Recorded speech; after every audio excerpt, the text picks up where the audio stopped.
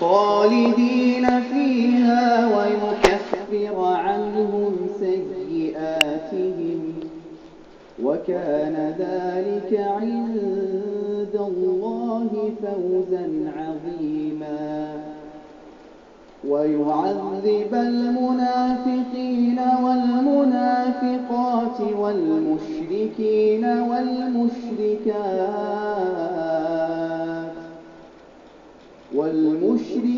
والمشركات الظانين بالله ظن السوء عليهم السوء وغضب الله عليهم ولعنهم وأعد لهم جهنم وساءت مصيرا.